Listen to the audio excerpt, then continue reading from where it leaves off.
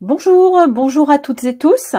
Merci de vous être inscrits et connectés à cet événement aujourd'hui. Donc, un nouvel IFG Live Parole d'expert proposé par IFG Executive Education et présenté aujourd'hui par Gabriel Morin sur le thème Qu'est-ce qu'être dirigeant dans un monde VUCA?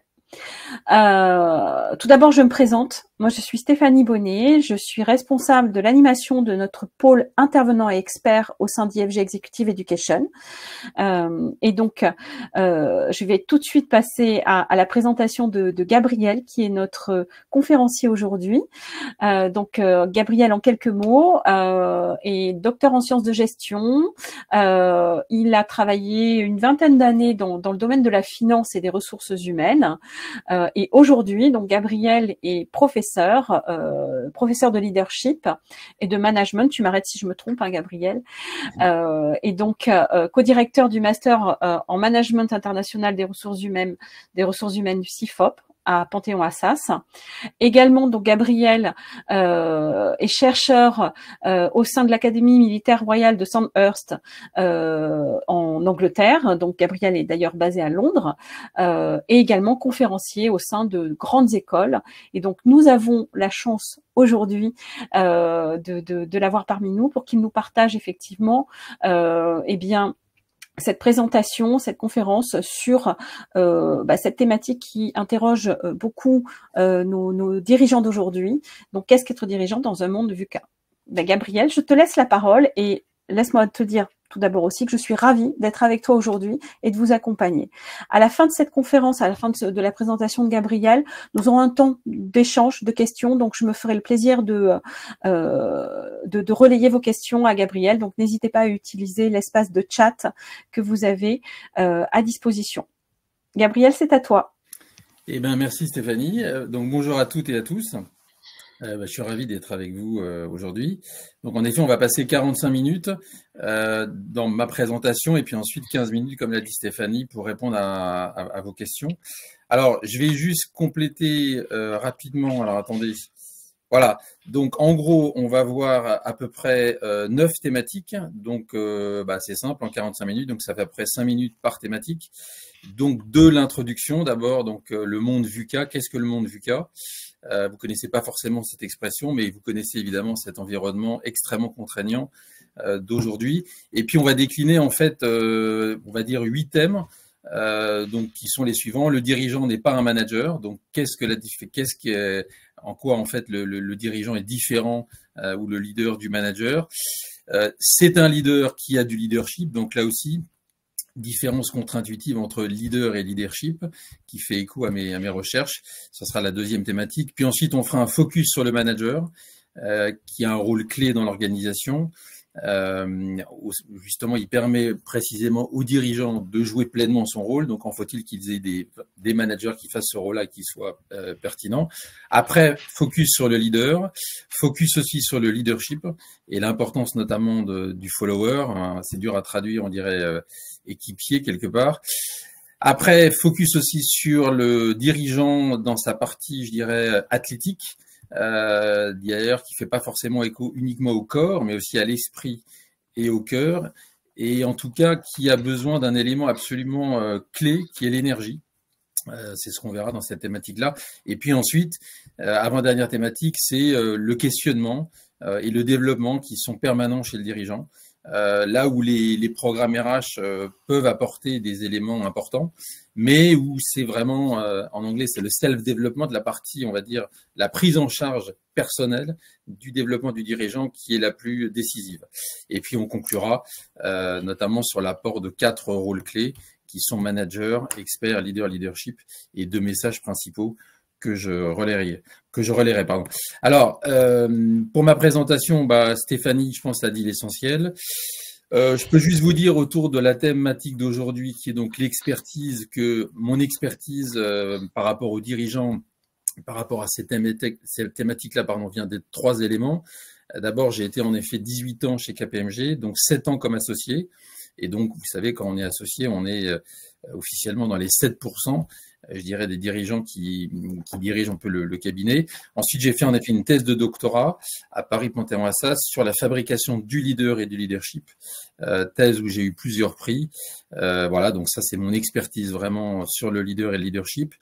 Et depuis, je donne des conférences sur ces éléments-là avec une troisième expertise, qui est l'expertise en fait militaire, puisque comme l'a dit Stéphanie, j'ai la chance d'être directeur de recherche dans un centre assez unique dans les armées occidentales, qui est un centre dédié à l'enseignement en fait du leadership dans les forces armées britanniques, à l'Académie royale militaire de Sandhurst, qui est l'équivalent de Saint-Cyr, Coëtquida en France. Voilà, donc je suis quelqu'un qui vient de la pratique. Je dirais comme vous, ou la plupart de ceux qui sont là aujourd'hui, et qui est allé à la théorie. Et voilà, je suis un des seuls en Europe à travailler sur le leadership dans le domaine militaire. Alors, je vais maintenant décliner les différents thèmes. Alors, premier thème, en effet, c'est qu'est-ce que le monde VUCA? Alors, le monde VUCA, on verra rapidement ce que ça traduit. C'est un monde, en fait, qui naît vraiment au début du XXIe siècle. Le XXe siècle pouvant en fait être résumé en fait par cette métaphore qui est la caserne qu'on voit à l'écran, où en gros les entreprises, les organisations pouvaient se contenter en fait d'être managées. Elles n'avaient pas besoin à ce moment-là d'être entre guillemets leadées, au sens d'avoir justement un leader et du leadership. En gros, l'idée c'était que ce que faisait une organisation hier, elle pouvait le faire aujourd'hui, elle pouvait continuer à le faire demain. Or, ce qui s'est passé, c'est qu'au début du XXIe siècle, on a un certain nombre de bouleversements que vous connaissez tous, qui sont à la fois la globalisation, les réseaux sociaux, les nouvelles générations, et puis un certain nombre de crises qui quasiment sont incessantes, hein, depuis le Covid, les guerres, l'inflation, etc. Ce monde, en fait, nouveau, qui est à la fois ambigu, volatile, incertain et complexe, a été théorisé, et vous voyez là tout de suite on va aller vers les forces armées, par les forces armées américaines en fait, quand les forces armées américaines ont découvert les terrains afghans et irakiens dans les années 90, qui s'appelle en fait le monde VUCA. C'est un acronyme que je trouve très utile et très pertinent parce qu'il décrit en effet ce nouveau monde-là. Voilà, à ce moment-là, vous savez, l'Amérique, en fait, les forces armées américaines découvrent en fait un nouveau type de guerre. Guerre qu'on dit asymétrique, c'est-à-dire avec non pas un État-nation en face, mais des groupes, notamment terroristes, qui sont à la fois partout et nulle part, et d'où cette théorisation en fait de ce nouveau monde. Alors, c'est un monde, en fait, pour synthétiser, l'expression est nouvelle, mais en fait, l'analyse d'un environnement comme ça, à la fois extrêmement complexe et extrêmement instable, ça fait écho à une analyse qui avait déjà été développée, vous voyez, dans les années 60, où en gros, ces deux chercheurs, là, Emery et Trist, théorisaient en fait 4 types d'environnements, dit 1 placide aléatoire, 2 placide regroupé, instable réactif, et en fait le champ turbulent, qui était le champ le plus compliqué. Pourquoi? Parce qu'il mélangeait à la fois un très haut degré de complexité et un très haut degré d'instabilité. Donc en gros, dans ce monde-là, c'est un monde où les organisations, même traditionnelles, typiquement les forces armées ou l'université, doivent se réinventer. Et voilà, il n'y a pas d'option. Et si aujourd'hui les organisations ne se réinventent pas, en gros, elles déclinent et elles périclitent. Vous connaissez plein d'exemples. Un des meilleurs exemples étant sans doute l'entreprise Nokia. Voilà, très leader sur son marché des mobiles, hein, qui avait 70% du marché, qui en 2007, en fait, ne croit pas dans le smartphone et en gros, en quelques mois, va se faire dégrader, notamment par Samsung et Apple, et en fait ne reviendra jamais là où ils étaient avant. Alors, je continue. En fait, le premier point qui est très important, c'est de bien faire la différence entre un dirigeant ou un leader et un manager. Alors, c'est une différence qu'en général est faite, mais il y a toujours des éléments de confusion. Et alors moi ici, je tiens aussi à clarifier un élément. Tous les 4 rôles que j'ai cités au début sont aussi importants les uns que les autres, c'est-à-dire manager, leadership et expert. Donc le manager ici a un rôle absolument clé. Il ne s'agit pas du tout de dire que c'est un rôle péjoratif, comme peuvent le faire par exemple certains philosophes qui en général n'ont jamais connu l'entreprise de l'intérieur. Alors donc première différence, en effet, pourquoi le dirigeant c'est pas un manager? Eh bien, Précisément parce que vous avez un certain nombre d'éléments et certains rapports qui différencient les deux. Alors, le premier élément qui est intéressant, c'est l'étymologie. Je ne sais pas si vous savez d'où vient le mot manager. En fait, contrairement à ce que cela sonne, en fait, c'est pas du tout un nom, un mot anglais. C'est un mot en fait latin, à la fois français et italien, qui vient en fait d'un terme équestre qui signifie le manège. Et vous voyez, le manège, en fait, c'est là où il y a un sens étymologique. Le manège, ça évoque en fait déjà quelqu'un qui est dans l'exécution, qui va être aussi dans la performance, mais qui va rester au même endroit. Et ça, c'est un élément clé du management.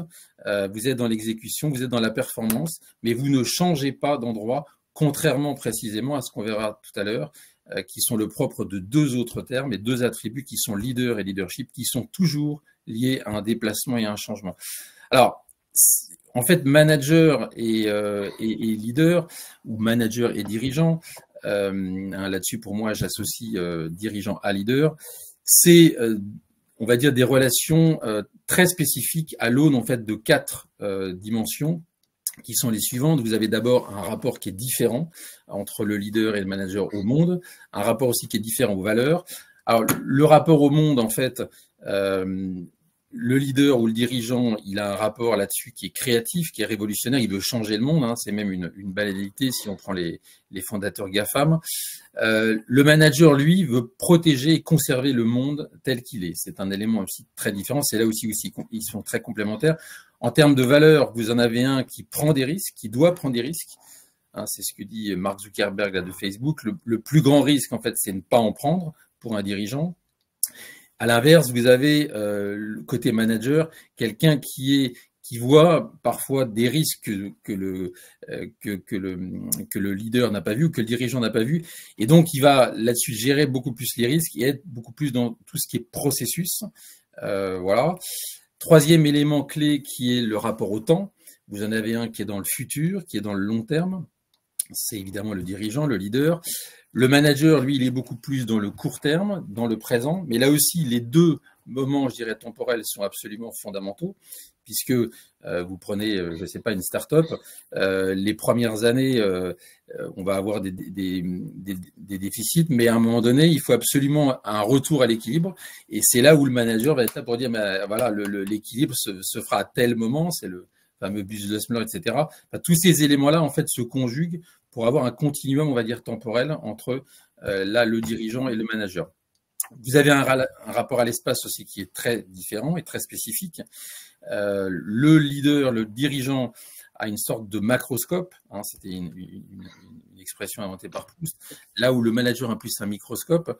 Il a la vue globale, le dirigeant. C'est quelqu'un, en fait, qui, si on prend un métier métaphorique, en fait, est plus dans un rôle de géographe, au sens où il lit la carte. Le meilleur exemple étant peut-être Napoléon, qui, vous savez, de toutes les batailles napoléoniennes, la seule dont il a choisi le terrain, c'est Austerlitz, et précisément, on a ce rapport là à l'espace, on voit pas la carte, on lit la carte, c'est quelque chose encore plus profond. Et de l'autre, du côté manager, vous avez quelqu'un qui est beaucoup plus dans quelque chose qui creuse dans le détail, dans les procédures, là aussi c'est absolument essentiel. Et on va dire le métier un peu métaphorique auquel on peut penser, c'est le métier de géologue. Vous avez aussi un rapport à soi qui est différent, un rapport aux autres aussi qui est différent et un rapport à l'organisation qui est spécifique entre ces deux attributs-là. On va dire que vous en avez un, je l'ai cité tout à l'heure, le manager, un élément clé du manager, c'est la performance. La performance, il y a notamment, vous savez, les fameux indicateurs de performance, les KPI. C'est la boussole, en fait, qui permet de savoir précisément si, comme le dirigeant a fixé, par exemple, on est au point A, on va aller au point B, et ben les KPI vont permettre de savoir si en effet on va réellement vers le point B ou si on s'en éloigne et on va plutôt vers le point C. L'élément clé du dirigeant là-dessus, du leader, c'est pas la performance, c'est la croissance. Ça sonne pareil, mais c'est très différent.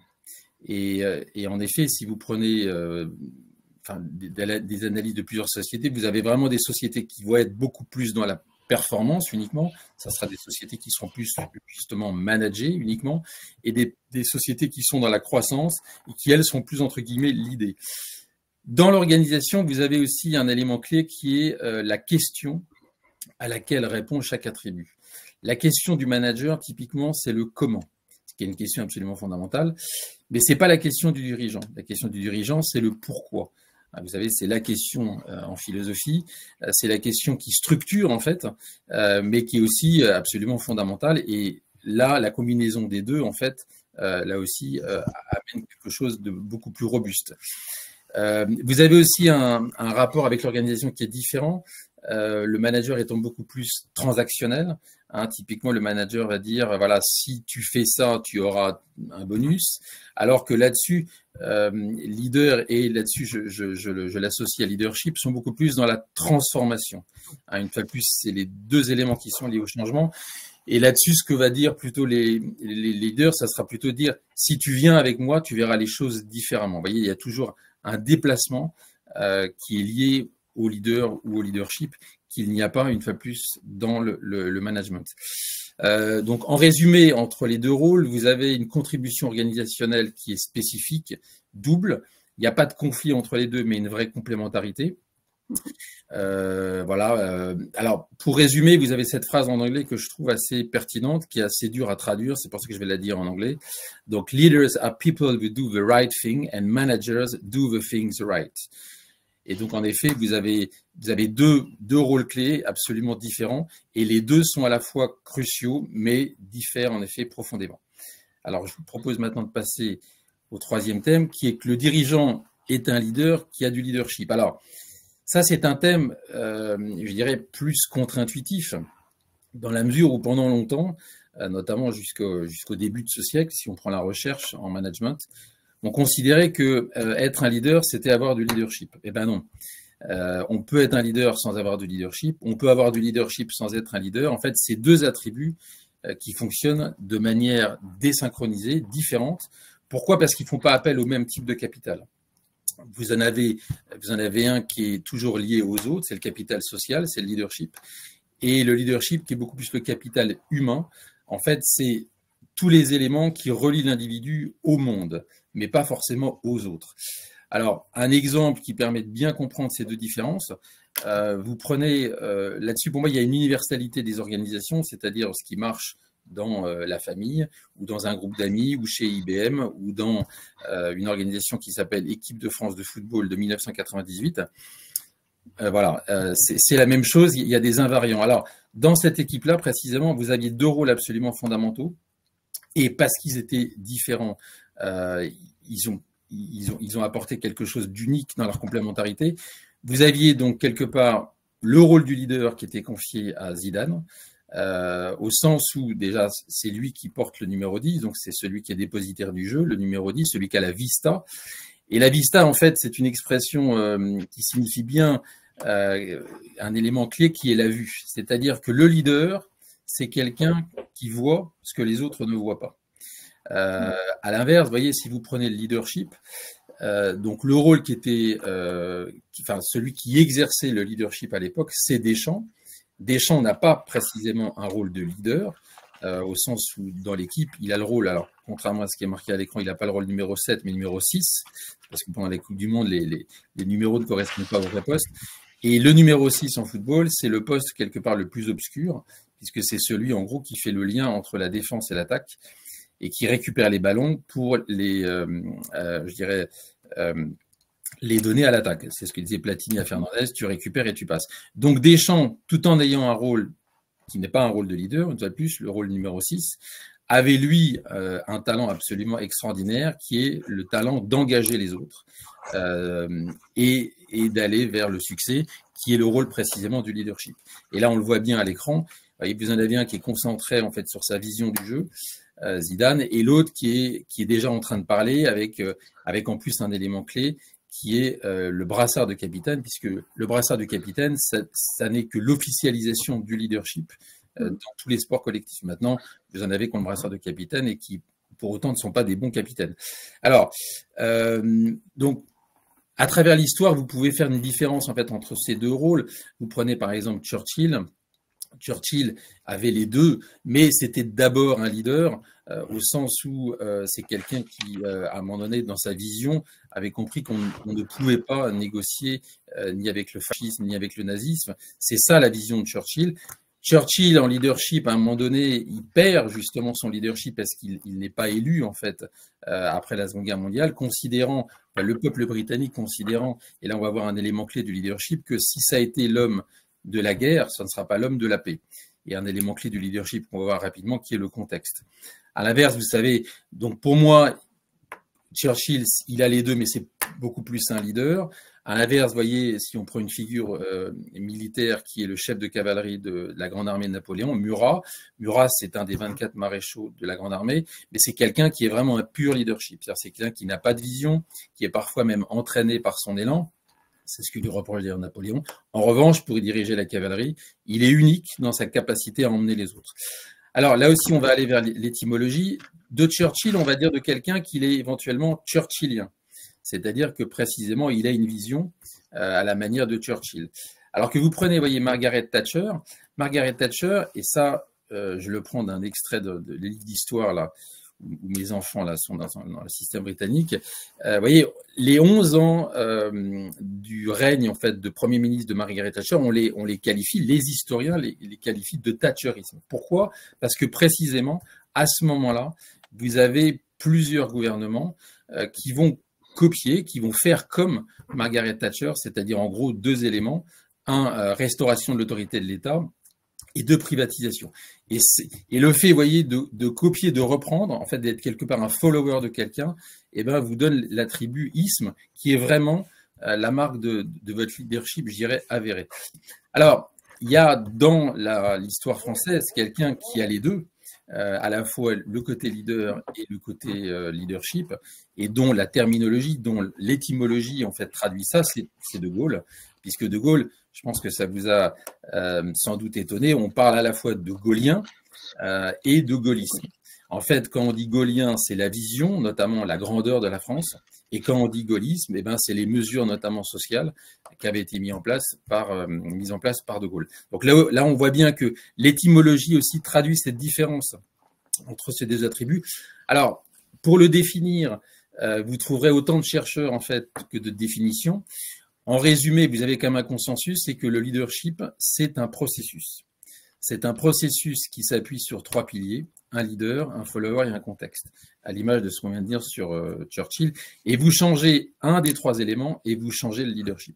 C'est pour ça, par exemple, que vous transposez quelqu'un avec d'autres followers ou dans un autre contexte, il peut tout à fait perdre son leadership parce que précisément, les deux éléments des trois qui le constituent auront changé.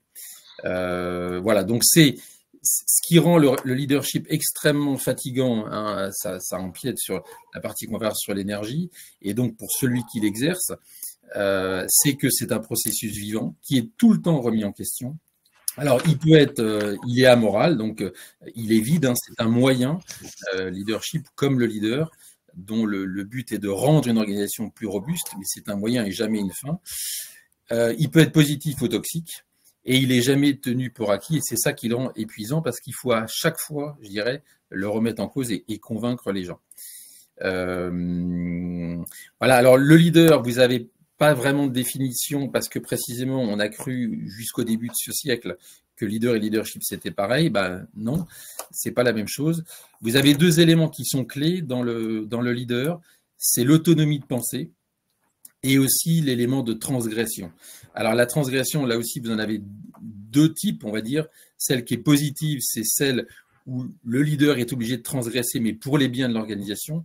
Et celle qui est négative, c'est celle où, en fait, le leader va transgresser, mais à son profit et pas au profit de l'organisation. Voilà. Donc, vous voyez, après, il y a des phrases qui évoquent un peu cette idée de leader. Vous voyez, par exemple, Patton, si tout le monde pense la même chose, c'est que personne ne pense. Typiquement, c'est une phrase là-dessus de leader. Voilà.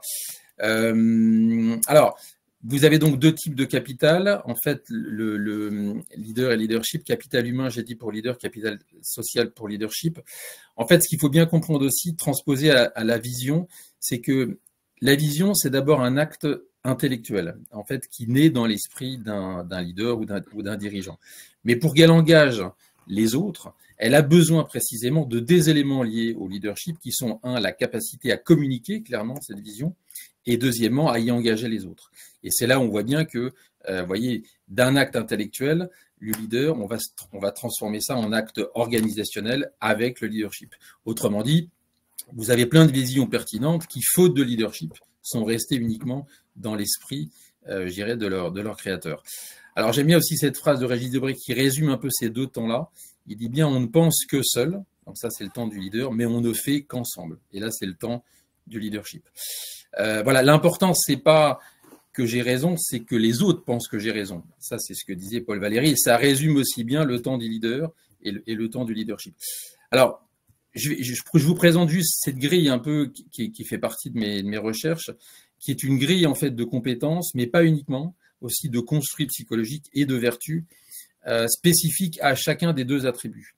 Donc, vous voyez, dans leader ou capital humain ou capital individuel, vous avez à la fois l'autofabrication, la raison d'être, la conscience de soi, et puis ensuite c'est décliné, vous voyez, par différents éléments. Un élément clé du leader, par exemple, c'est la boulimie de connaissances. Le leader considère qu'il n'a jamais fait le tour d'un sujet, et c'est quelque chose qui est tout le temps remis en question. Côté leadership, donc là on est bien dans le capital social, une fois plus, tous les éléments qui rattachent l'individu aux autres. Et une fois de plus, vous avez des gens qui ont des idées extraordinaires, qui ont une vision, mais qui ne s'intéressent pas aux autres, voire qui méprisent les autres. Donc, c'est des gens qui auront des problèmes là-dessus, précisément de leadership. Et puis, à l'inverse, vous avez des gens qui ont un capital social extraordinaire, mais qui n'ont pour autant pas d'idées. Vous voyez, donc c'est des gens qui sont plus dans le leadership plutôt que dans le côté leader. Dans les trois éléments qu'on peut décrire dans le leadership, vous avez les compétences managériales, les compétences sociales, dont notamment la communication, le charisme étant en fait un surcommunicant, et le charisme appartient bien au champ du leadership. Et dans la conscience sociale, vous avez un certain nombre d'éléments. Voilà. Juste pour vous donner aussi un exemple, vous voyez, si on prend par exemple la vertu cardinale, clé, ça c'est pas nouveau, c'est depuis les Grecs, et notamment Aristote et Platon, qui est le courage. On a aussi là deux types de courage différents. Le courage, en fait, du leader, c'est le courage intellectuel, c'est penser l'impensable. Alors que du côté leadership, on a beaucoup plus un courage à la fois physique, typiquement, c'est l'officier qui monte au front, ou alors un courage moral ou du cœur, qui est typiquement, par exemple, la gestion des conflits, etc. Vous voyez, ces deux types de courage-là permettent aussi de différencier les deux attributs. Voilà, je vais passer sur un focus qui est assez important, c'est le focus sur le manager. Donc Stéphanie m'a présenté, moi je travaille aussi beaucoup comme expert précisément dans une organisation que vous connaissez peut-être qui s'appelle l'APM, Association Programme Management, qui est en fait la principale association en France de dirigeants, il y a 6000 membres. Et souvent en fait les dirigeants que je rencontre me disent souvent qu'ils n'ont pas le temps en fait, ils font encore trop de parties managériales et qu'ils n'ont pas le temps de se consacrer pleinement à leur rôle de dirigeant. Et typiquement, en fait, pour vraiment pleinement jouer son rôle de dirigeant, on a besoin de quelqu'un qui fasse ce rôle de manager. En gros, on a besoin d'un bon manager ou d'une bonne manager. Alors, ce que je vais vous présenter là, ça vient du domaine militaire, une fois de plus, que je connais bien maintenant et avec lequel je travaille, je dirais, quotidiennement. Vous avez je vous conseille ce livre là qui est très intéressant, qui n'est pas encore traduit en français. Celui qu'il a écrit d'ailleurs et dirige le centre où je suis directeur de recherche, donc c'est Lloyd Clark, donc c'est un historien. Il analyse très bien, en fait, c'est la première fois qu'on fait cette analyse-là en histoire. En fait, il s'est intéressé à trois officiers extrêmement, je dirais, compétents et surtout, sans doute, les trois meilleurs officiers qu'il y a eu pendant la Seconde Guerre mondiale. Donc, côté anglais, Montgomery, côté américain, Patton, et côté allemand, Rommel. Et en fait, si je prends le cas notamment de Montgomery, ce qui est très intéressant, c'est de voir que derrière le général, le maréchal, parce qu'il est devenu ensuite maréchal extraordinaire, vous aviez un rôle qui était absolument clé. Vous aviez toute une équipe évidemment, mais un rôle particulier que là je veux mettre en avant, qui est le rôle précisément du Chief of Staff. En fait, le Chief of Staff dans l'armée, c'est quelqu'un qui travaille avec le général et qui va s'occuper de toutes les parties vraiment opérationnelles. Il est aussi dans la performance, etc. Et ce rôle-là, était dédié en fait à Francis de Guingamp, là qu'on voit Send for Freddy, qui a été absolument crucial dans le succès de Montgomery Et en fait, si on le décline en fait dans l'élément managérial, voilà, je dirais, c'est la valorisation de ce rôle qu'on appelle en anglais Chief of Staff, mais qui est en fait un rôle vraiment managérial et qui est absolument crucial. Oui, si je fais un exemple aussi, par exemple, dans les aventuriers, on dit souvent que les aventuriers, c'est des gens qui prennent extrêmement et beaucoup de risques, c'est tout à fait vrai, mais en même temps, vous avez toujours dans l'aventurier dans son cerveau une autre partie qui est la partie managériale. C'est-à-dire, voilà, si je veux faire tel exploit, telle conquête, qu'est-ce que je vais devoir préparer? Si je prends par exemple, je sais pas, je vais monter l'Everest, et ben qu'est-ce que je vais mettre dans mon sac? Comment je vais intégrer la météo? Tous ces éléments opérationnels qui sont clés. Et comme je l'ai dit tout à l'heure, le manager va voir des risques que le leader ne voit pas. Et à l'inverse, le leader voit des opportunités que le manager ne voit pas. Là aussi, ils sont complémentaires. Mais une fois de plus, ce rôle-là, il est clé et il doit être pourvu pour que le dirigeant précisément puisse faire son rôle de dirigeant. Or, penser le monde, hein, puisque le leader, c'est l'attention au monde, hein, là où le leadership, c'est l'attention aux autres, ça prend du temps. Ça demande aussi un certain silence, une maturation des éléments, d'être nourri. Et on ne peut pas, vous voyez, même si dans la réalité, finalement, on a différentes casquettes à différents moments, dans différents contextes, mais l'idée, c'est qu'à un moment donné, il y ait vraiment autour du dirigeant quelqu'un qui puisse faire ce rôle de manager qui est absolument clé et qu'on retrouve finalement dans l'histoire militaire. Alors, oui, je me permets, Gabriel, effectivement, on va être dans l'opérationnel. Là, j'ai une question.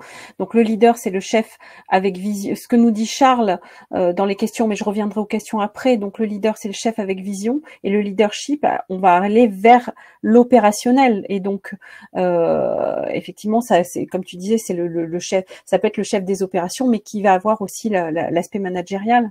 Alors, le leadership, c'est pas l'opérationnel. L'opérationnel, c'est vraiment le manager. Le leadership, c'est vraiment oui, okay. Voilà, le leadership, c'est comment je vais emmener les autres, comment je vais leur faire un voyage.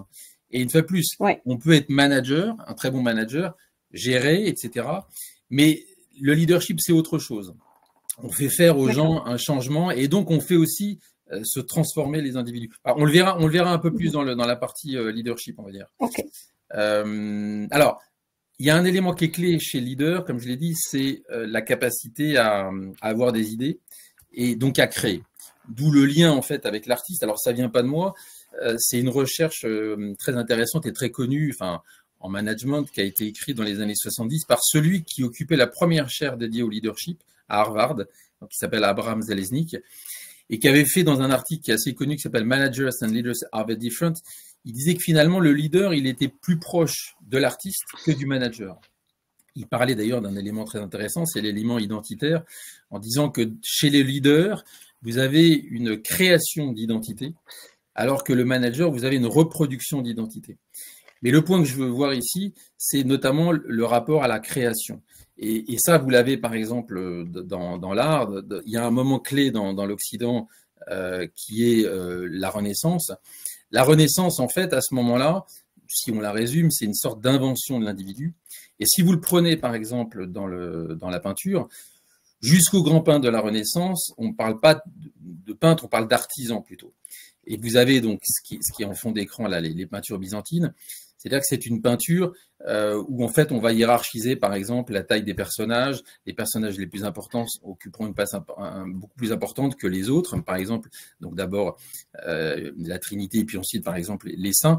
Alors que la Renaissance, l'idée, c'est de développer vraiment une vision nouvelle, de transgresser, en fait, ce qui était fait avant. Donc, par exemple, là, vous avez en bas de l'écran le tableau de Masaccio. Donc, Masaccio, on est en 1428. C'est le premier tableau où il y a l'idée de la perspective. Et pareil, en fait, Masaccio reprend cette idée en fait du sculpteur Donatello, qui lui-même la reprenait de l'architecte Brunelleschi. Ce qui est très intéressant aussi là-dessus, c'est comment en fait finalement d'un artisanat on va se transformer en artiste. Et le tableau de Masaccio, il est aussi extraordinaire là-dessus. C'est aussi un tableau où vous savez tous les personnages, que ce soit Dieu, Jésus ou tous les saints, ou même, je dirais, les mécènes, occupent exactement la même position. Ça aussi, c'est une forme de transgression, une forme de révolution, une forme de création totale. Et à l'époque, en fait, je dirais l'individualisation va encore plus loin puisque les peintres ne portent même plus de nom, mais ils portent des prénoms. Hein. C'est, comme vous savez, Raphaël, Léonard et Michel-Ange.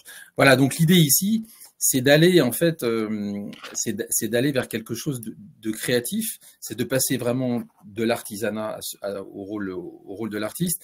Alors souvent quand je fais les interventions, on me demande mais quels sont les livres que vous conseillez, etc.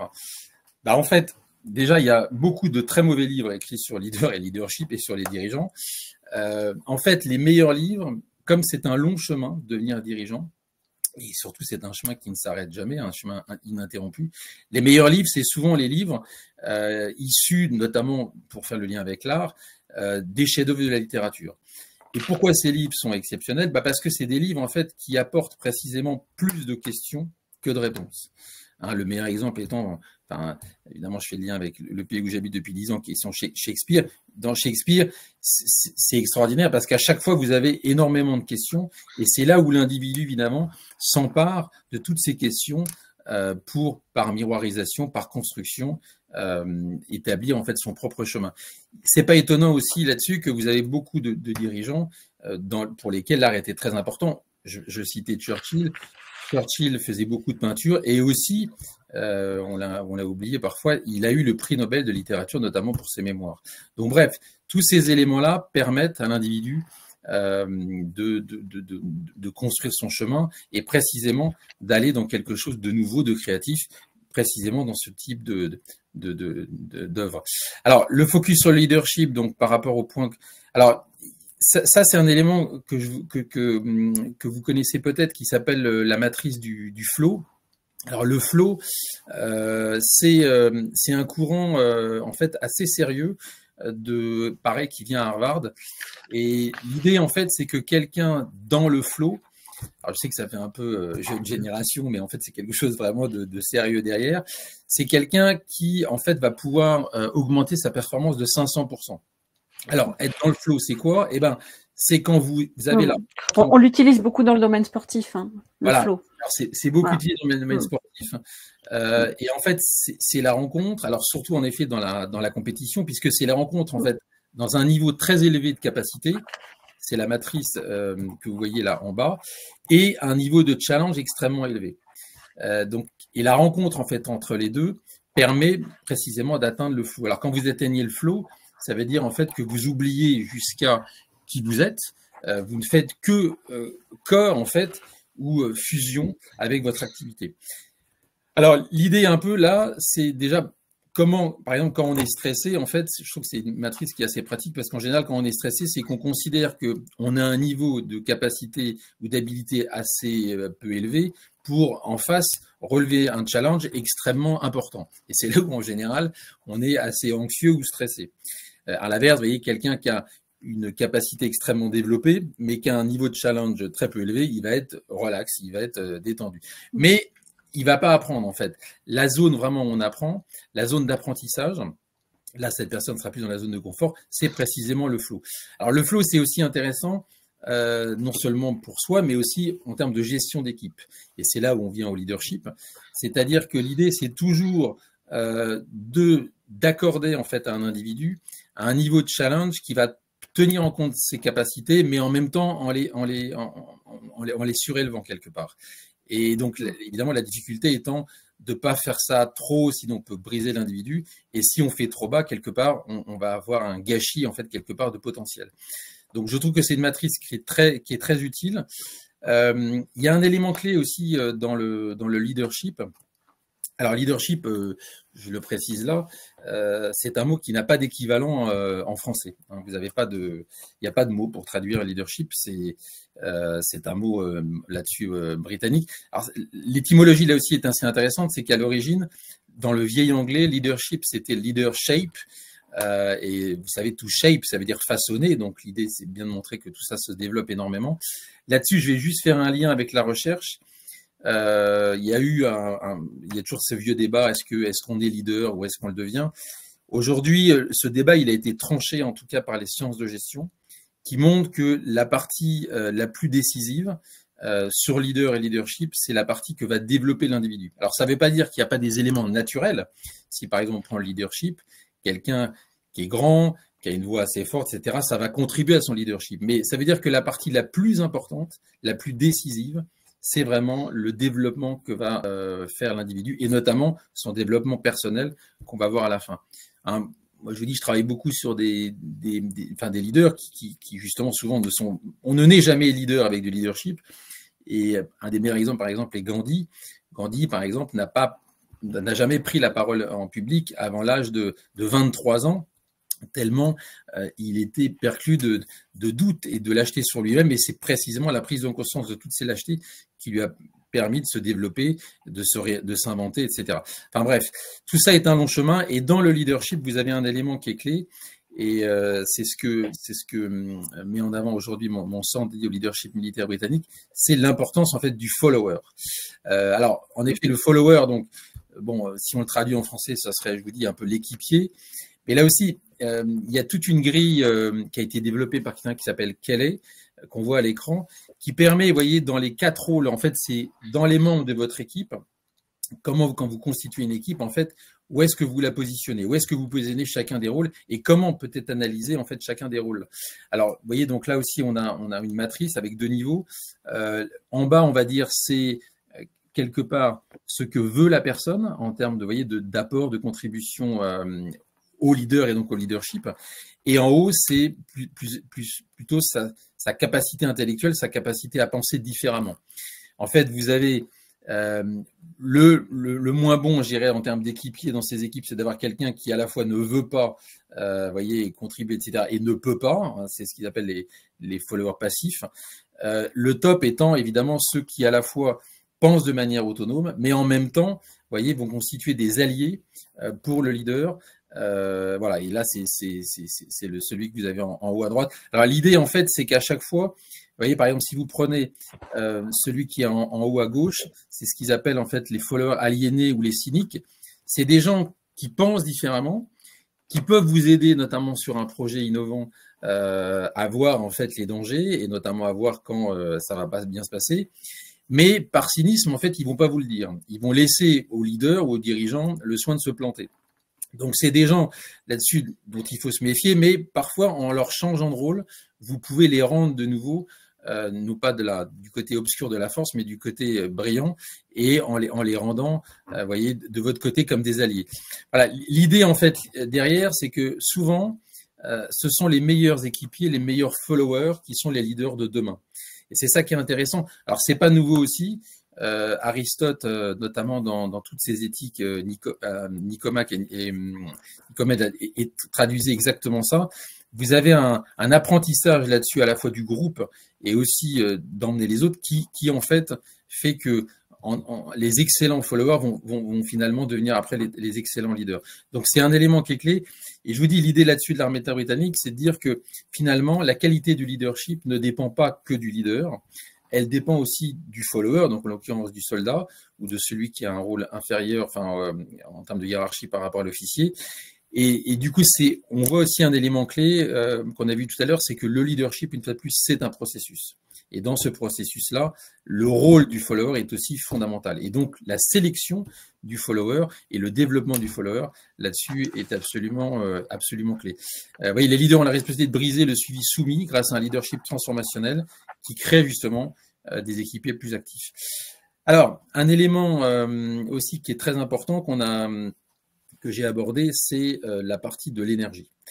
En fait, là-dessus, vous avez une recherche qui était très intéressante, publiée par Harvard Business Review, qui expliquait qu'en fait, le dirigeant, c'était un athlète en fait d'un type un peu nouveau, qui est un athlète corporate, et que finalement, les dirigeants, c'est toujours des gens qui font mettre en place finalement des rituels pour développer leur énergie, et notamment à l'aune de 3 éléments qui sont à la fois le cœur, l'esprit et le corps. En fait, justement, souvent, en fait, on pense uniquement au corps. En fait, tous les éléments là-dessus sont absolument clés. Et l'idée, c'est que être dirigeant, ça demande une énergie absolument inouïe, notamment dans le leadership. Le leadership, c'est quelque chose qui prend énormément d'énergie, surtout et si on prenait là un peu une évolution sociologique, dans une évolution du monde où la société apprend de plus en plus à dire non aux individus, ce qui fait qu'on doit de plus en plus convaincre les gens de nous suivre, en fait. Et là, quels que soient les rôles, tous les rôles, on va dire un peu, toutes les figures un peu dites d'autorité, que ce soit père et mère de famille, professeur, dirigeant, justement, vous êtes confrontés à la sempiternelle question qui est pourquoi, etc. Et donc, à chaque fois, cette énergie-là que demande le leadership, mais qui est en même temps incontournable, moi, je pense que justement, comme Hannah Arendt, que l'autorité s'est écroulée, donc ça sert à rien de prier pour que l'autorité revienne. C'est le constat d'Hannah Arendt, c'était aussi le constat de De Gaulle. Vous avez là-dessus une déclinaison progressive qui fait qu'aujourd'hui, le besoin de leadership est absolument incontournable et tout le monde, tous les gens ont besoin d'être convaincus pour suivre quelqu'un d'autre. Donc bref, ce leadership-là, il est épuisant. Et il fait partie pour autant des éléments clés en fait du dirigeant. Alors l'idée derrière, c'est que vous avez plusieurs manières en fait de gérer votre énergie. L'idée principale étant là-dessus de précisément quels sont vos moyens où vous redonnez de l'énergie chaque jour, hein, et non pas juste le week-end. Et donc, à l'aune de plusieurs éléments, vous voyez, par exemple, ce qui est intéressant dans l'actualité, c'est que là, récemment, vous avez à la fois la première ministre que vous avez en bas de l'écran à droite, Jacinda, là, en Nouvelle-Zélande, ou l'entraîneur du club de football de Liverpool, là, Jürgen Klopp, qui tous les deux ont démissionné parce qu'ils considéraient qu'ils n'avaient plus assez d'énergie. Donc, c'est un élément qui est absolument crucial. J'ai mis aussi là Hannah Arendt que je viens de citer. Pour elle, par exemple, elle avait un rituel, et parce que toutes ces énergies-là, toutes ces sources de réénergie doivent passer en général par des rituels. Et c'est comme ça qu'ensuite l'individu, finalement, se réénergise précisément par la mise en place de ces rituels qui va suivre. Par exemple, pour Hannah Arendt, elle a même écrit un livre là-dessus, elle a réalisé qu'en mangeant des cerises, elle avait des idées nouvelles et que, bref, ça lui permettait là-dessus d'avoir une sorte d'impulsion, on va dire intellectuelle, etc., etc. Vous avez aussi celui qui est en haut à gauche là, que j'ai mis, Jung, donc qui était dans la foulée là de Freud. Jung, en fait, c'est lui qui a théorisé en fait la différence entre les introvertis et les extravertis. En fait, l'idée, c'est que là aussi, on va avoir des sources d'énergisation qui sont différentes selon les tempéraments. Vous avez des gens qui ont besoin vraiment d'être dans le recueillement, dans le silence, ça sera plutôt les introvertis, et à l'inverse, d'autres qui ont besoin des autres pour se réénergiser. Là, ce sera plutôt les extravertis. Donc bref, la question c'est que vous pouvez vous poser, mais évidemment, je vais continuer à avancer, c'est qu'est-ce que vous faites chaque jour, une fois de plus, entre le moment où vous ouvrez les yeux et le moment où vous fermez les yeux, qu'est-ce que vous faites chaque jour pour vous réénergiser, à la fois d'un point de vue du corps, à la fois d'un point de vue de l'esprit, typiquement les lectures, la spiritualité, etc., et aussi d'un point de vue du cœur. Et ça, notamment, c'est les rapports qu'on peut avoir avec ses proches et ceux qu'on aime. Voilà, ces éléments-là sont clés. Je ne vais pas reprendre sur Churchill, mais Churchill avait aussi une manière très spécifique de se réénergiser. Bon, juste pour l'anecdote, c'est quelqu'un qui avait un rapport à l'eau extrêmement fort, et par exemple, pour lui, sa réénergisation, c'était notamment de prendre des bains. Et donc, dans le cabinet de guerre là en dessous de Westminster, pendant le Blitzkrieg à Londres, c'est la seule mise en place qu'il ait fait, le seul aménagement, il avait construit une baignoire pour précisément se réénergiser tous les jours, et c'était donc un rituel, et c'est même là où il a écrit la plupart de ses discours. Alors, pour faire le lien avec aussi un élément clé, qui est aujourd'hui l'accélération du temps, que décrit très bien là, ce sociologue, là, Hartmut Rosa, le dirigeant a encore plus besoin de couper avec cette tyrannie, on va dire, du temps. Et en fait, là aussi, on n'a rien inventé. Ça évoque en fait une notion que vous connaissez peut-être pas forcément, qui avait prise en fait chez les Romains, qu'on appelle l'osium. Donc l'osium, c'était en fait un moment que prenaient, et c'était pas négociable, les dirigeants de l'époque. Donc ça pouvait être des chefs militaires, des philosophes, des entrepreneurs. Et en fait, c'était un moment où la personne se ressourçait régulièrement, donc au moins une fois par semaine, avec en effet cette dimension à la fois du corps, ça peut être les gens qui sont présentés à l'écran, mais aussi l'esprit, les lectures et aussi le cœur. Et c'est un élément qui est absolument fondamental. Vous voyez, c'est ce que dit Sénèque là. Il faut savoir détendre sa pensée. Elle se révèle après un repos plus assuré et plus vive De même qu'il ne faut pas forcer un sol fertile, car on aura tôt fait de l'épuiser si on le fait produire sans arrêt. De même, un labeur ininterrompu brisera l'ardeur de l'esprit. Un répit, une courte détente lui rendront son énergie. Donc on retrouve cet élément clé de l'énergie, on retrouve cet équilibre, et on retrouve aussi le moment de solitude, et c'est la phrase que j'ai mise tout à l'heure en exergue de Régis Debray, on ne pense que seul. Et en effet, c'est le moment clé en fait là-dessus du dirigeant qui doit prendre ce recul. Nietzsche appelle ça les forces actives, précisément pour couper des forces réactives, ou précisément les forces réactives, vous êtes toujours en réaction par rapport au temps, par rapport à un agenda. Là, l'idée, c'est de prendre ce pas de côté, et c'est aussi quelque chose que vous retrouvez beaucoup aussi chez Montaigne, ce moment absolument fondamental, en fait, de ressourcement, je dirais, de l'individu. Alors, un élément clé aussi, c'est que vous avez tous ces éléments-là sont en fait un long chemin. Alors, les programmes ressources humaines, cependant, peuvent faciliter en fait un certain nombre de développements de ces attributs du dirigeant, notamment la partie leader et leadership. Alors, si vous prenez les programmes, donc c'est une synthèse que j'avais faite à l'époque de mon doctorat là, sur tous ces principaux programmes. Vous prenez par exemple l'évaluation à 360 degrés. Alors, vous voyez, l'idée, en fait, c'est de dire, voilà, quelle est la force de ce programme? Donc, la force de l'évaluation 360 degrés, c'est sa compréhension globale. Quelle est sa faiblesse? C'est que vous avez trop d'informations. Quelle est finalement sa part de fabrication entre leader et leadership? Là, elle est complète parce qu'en effet, quand vous faites une évaluation 360 degrés, et si vous ne l'avez pas déjà fait, moi, je vous conseille de faire ça. J'ai fait ça beaucoup chez KPMG. Je trouve que c'est extrêmement instructif.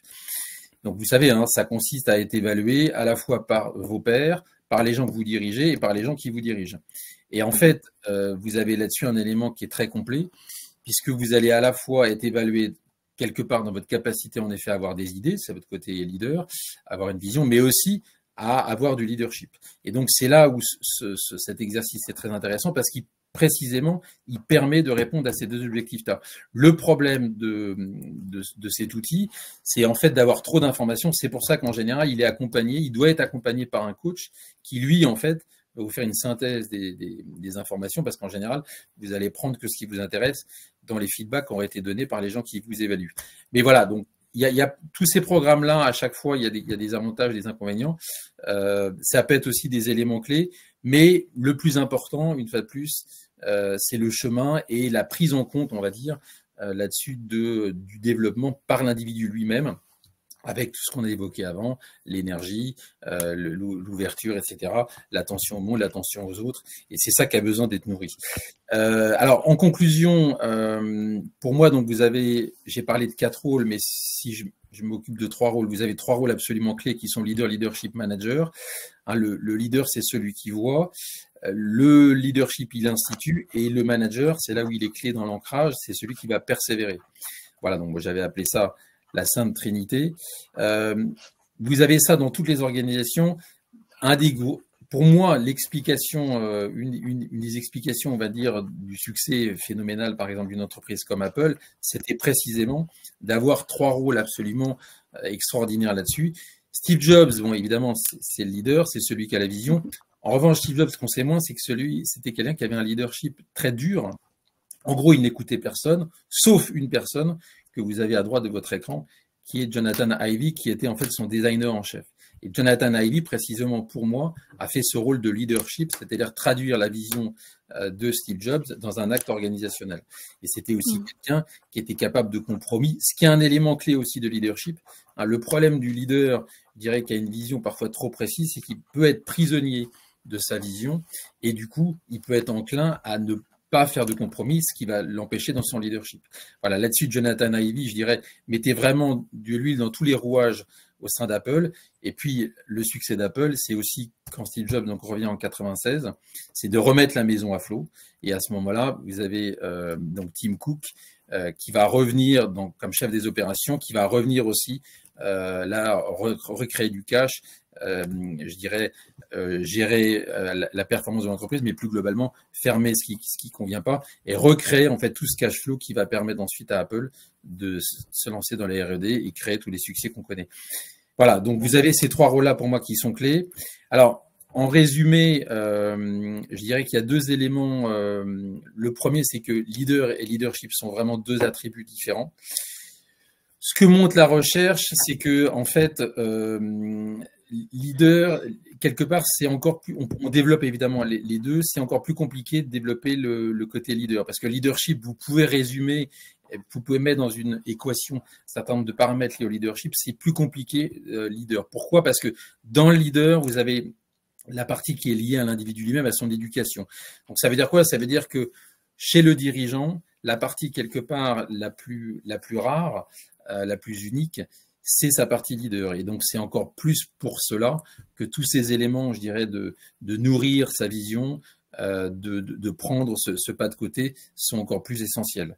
Voilà. Et puis, l'idée sous-jacente, c'est qu'en fait, voilà, être un dirigeant, c'est pas une question de statut, c'est plutôt commencer un long chemin. Voilà. Et ben, écoutez, merci de votre attention. Merci beaucoup, Gabriel. Effectivement, très intéressant. Donc, nous avons quelques questions qui sont arrivées. Donc, il nous reste quelques minutes pour pouvoir y répondre.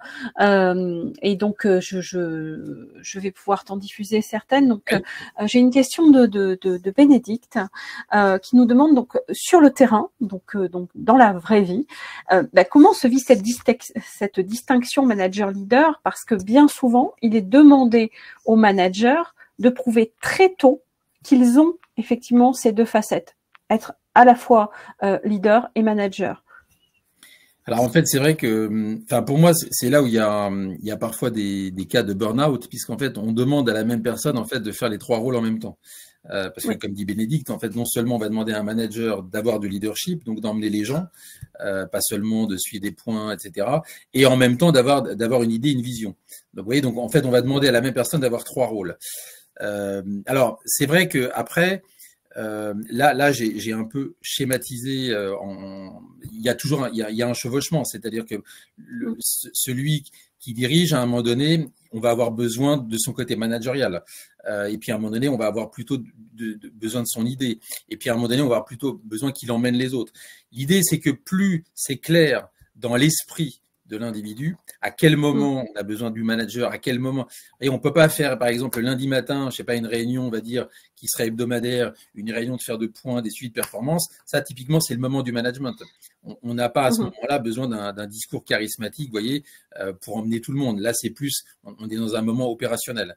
L'idée, oui, on est dans l'opérationnalité. Voilà, l'idée, c'est qu'on, plus on est clair, enfin, c'est l'idée de Spinoza aussi, plus on est clair, plus on est conscient en fait de ces trois rôles-là, mieux on va pouvoir les faire et plus on va pouvoir déployer son action. Après, l'idée aussi, et c'est ça que je veux mettre en avant, c'est que vous avez toujours dans des équipes besoin de ces quatre rôles-là.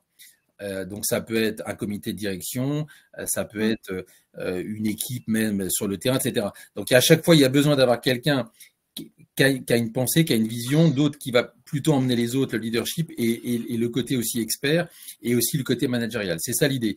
C'est que l'individu, il a quand même, il y a des choses qu'il a envie de faire, qu'il fait bien. Et donc, s'il n'a pas quelques-uns de ces rôles-là, il aura besoin d'autres personnes pour compléter ces rôles. Voilà, c'est ça l'idée. Et en fait, je fais le lien avec une question de Liliane. Comment est-ce que ça s'apprend? Est-ce qu'on peut apprendre effectivement à développer son leadership? Est-ce qu'il faut être nécessairement accompagné? Tout à l'heure, tu parlais notamment des outils d'évaluation. Donc, faut-il nécessairement avoir cet accompagnement par un coach pour pouvoir développer ses capacités, ses aptitudes? Alors, comme je l'ai dit, la partie la plus décisive, c'est ce que vous apprenez. C'est pas c'est pas avec quoi vous partez à l'origine. Et je vous dis, dans l'histoire, c'est des légendes. Le leader, enfin, aucun leader n'est né leader. Que vous prenez Napoléon, Coco Chanel, etc. La partie la plus importante, c'est le travail sur l'individu, à l'image de Gandhi. Après, c'est vrai que la partie là aussi plus importante, c'est ce que montrent notamment les récentes études sur le leadership et le leader, c'est la partie que l'individu lui-même va prendre en charge Vous savez, c'est la phrase de Gibbons, l'important, c'est pas l'éducation, le plus important, c'est l'éducation que vous vous donnez à vous-même. Donc, c'est ça qui est clé. Après, c'est vrai que les programmes de ressources humaines, là-dessus, peuvent être très intéressants parce qu'ils vont permettre aussi, par exemple, il y a un élément dans le leadership qui est clé, c'est d'être conscient, en fait, des effets qu'on a sur les autres. On n'est jamais complètement lucide des effets qu'on a sur les autres. Le programme, par exemple, 360 degrés, je le trouve là-dessus très pertinent parce qu'il va vous permettre de donner une vue réaliste de vraiment comment les autres vous perçoivent, est-ce que vous mettez trop de pression, pas assez, etc., etc. Et donc, en effet, ces programmes-là, je pense que c'est après un ensemble à la fois d'éléments personnels, je parlais tout à l'heure de rituels, etc., et aussi de jouer avec ces programmes de ressources humaines qui peuvent être, une fois de plus, très pertinents. Oui, avec une grille d'interprétation pour effectivement pouvoir ensuite accompagner le manager, puisque ce sont des outils qui sont proposés aux managers ou aux futurs managers. Oui. Ok. J'ai une question d'Ibrahima qui nous demande, est-ce que chaque catégorie de leader, religieux, idéologique, politique, économique, financier, a ses propres spécificités? Donc, il catégorise bien les Oui, alors, en fait, moi, leaders. ce que j'essaye de faire, c'est que j'essaye de constituer une grille que j'ai montré là rapidement de compétences, vous voyez, de construits psychologiques, hein, par exemple, vous voyez, la confiance en soi, c'est pas l'estime de soi, et aussi de vertu, et donc je parlais du courage. Après, c'est ce qu'a dit un maréchal là, très connu dans l'armée britannique qui s'appelle Bill Slim, qui dit qu'en fait, le plus important, finalement, l'élément décisif, en fait, dans le leadership, c'est l'élément personnel. Et là-dessus, Ibrahima a tout à fait raison, c'est que vous pouvez être influencé, vous voyez, être inspiré, mais l'élément clé là-dessus, c'est d'avoir son propre leadership au sens authentique. D'ailleurs, il y a un courant du leadership qui s'appelle le leadership authentique. Et là-dessus, en effet, c'est ça qui marche le mieux, en fait. C'est quand vous êtes vous-même, quand vous devenez vous-même. Alors, on revient encore sur ce chemin un peu philosophique, mais là-dessus, quel que soit le domaine, en effet, politique, religieux, sportif, entrepreneurial, vous avez ce chemin de l'individu qui, à un moment donné, vraiment, avec ces éléments-là, avec son degré de maturité, arrive finalement à convaincre de plus en plus les autres. Le meilleur exemple que je connais étant, par exemple, Gandhi. Gandhi, à un moment donné, il trouve sa raison d'être, qui est libérer son peuple, en fait, du joug britannique, de l'Empire britannique. Et à ce moment-là, tout va se mettre en place. C'est-à-dire qu'il va surmonter toutes les difficultés. Il va prendre la parole comme jeune avocat. Il va voir qu'il a des effets et que les gens le suivent. Et du coup, ça va alimenter sa vision, etc. Après, il rentre dans un cercle vertueux. Voilà. L'autre côté, donc toujours une réflexion d'Ibrahima, dans ce cas, peut-on considérer les dérives sectaires comme le côté obscur du leadership? C'est ce que je dis. Le leadership, comme leader, c'est amoral. Il n'y a pas de morale dans l'histoire. Ouais. Et donc, en effet, quelqu'un peut tout à fait manipuler. En fait, c'est là où il faut bien comprendre ça. Le problème, c'est que c'est devenu des notions galvaudées, des notions un peu valises. Mais non, en fait, là-dessus, l'armée, l'a bien compris. L'armée, en fait, protège quelque part l'institution militaire des gens qui, par exemple, vont avoir trop de leadership. Parce que dans l'armée, vous avez un principe 5, c'est que vous devez aussi bien commander que obéir. Vous voyez ? Et c'est l'idée justement du leader-follower. Or, dans les organisations, dans les autres organisations, il n'y a pas ce garde-fou. Et en effet, ça veut dire que, et c'est aussi tout le danger de la démocratie, vous pouvez suivre n'importe qui pour n'importe quelle raison, tout simplement parce que c'est quelqu'un qui sera charismatique, mais qui, quelque part, va peut-être servir une fin apocalyptique. Voilà, et là, l'histoire est remplie de gens qui avaient des visions apocalyptiques, qui avaient pour autant du leadership, mais voilà, qui servait une cause absolument terrible. Et pourtant, les gens le suivaient. Donc, c'est ça qui rend, en fait, ce processus, une fois de plus, du leadership extrêmement spécifique. Voilà, c'est la capacité aussi que doit avoir le follower à pas suivre quand, quelque part, il estime que c'est vide de valeur ou de sens. Voilà. D'accord. Alors, je vais te passer une dernière question pour revenir sur notamment l'osium que tu nous présentais tout à l'heure. Et Bénédicte encore, donc qui nous dit à propos de l'osium, peut-on parler de résonance à soi, aux autres et au monde? Prendre ce temps de résonance pour un leader, est-ce que c'est important? Et effectivement, pour pouvoir ensuite s'ouvrir. Ouais, c'est très bien comme terme résonance. En effet, après, c'est une question d'attention. C'est-à-dire que le leader, c'est l'attention au monde. Alors, une fois de plus, c'est un rapport à l'espace. Et le leadership, c'est une attention aux autres. Mhm. Et donc là, en effet, je trouve que c'est en effet un bon terme. On peut avoir une résonance au monde, Mhm. plutôt que des leaders, qu'on va justement dans l'osium, voyez, cultiver, développer. Parce que tous les Mhm. leaders, en fait, là aussi, ils naissent pas un matin. Par exemple, Napoléon, il est pas né un matin en ayant le code civil. C'est parce qu'il Mhm. connaissait toutes les constitutions, à la fois helvétiques, grecques, de toute l'histoire, qu'en plus, dans la rencontre avec la France, il a Mhm. pensé et est né l'idée du code civil. Donc tout ça, c'est des éléments qui s'alimentent, qui se travaillent. Donc en effet, là, résonance au monde, et en effet, leadership, Mhm. résonance aux autres. Et ce qui est Mhm. intéressant aussi là de voir, je n'ai pas parlé d'empathie, mais c'est un élément clé de leadership, Oui. et ça, c'est la grille de lecture de Spinoza, c'est que pour Spinoza, plus vous êtes affecté par les autres, plus vous Mhm. pouvez affecter après, en retour, les autres. Et donc là, vous voyez, c'est D'accord. exactement ce terme de résonance, on a une sorte de miroir, Mhm. voilà, qui est un chemin là aussi du développement de son leadership. En gros, en se laissant affecter par les autres, on va développer sa capacité à affecter et donc à emmener les autres. Voilà. Ok, très bien, c'est très clair. Ok, merci beaucoup Gabriel. Merci en tout cas à tous pour vos questions, votre participation. Merci pour cette présentation qui était très claire. Vous recevrez donc le lien du replay de ce webinaire, donc vous pourrez bien entendu vous repasser tous ces éléments très très riches. Hein. Donc merci beaucoup d'avoir passé ces slides et en tout cas c'était extrêmement clair et fluide. Nous vous proposons de rejoindre IFG sur nos prochains IFG Live et à très vite, Gabriel, pour de nouvelles conférences avec nous. Merci Merci à à vous. tous. Au Au revoir. revoir.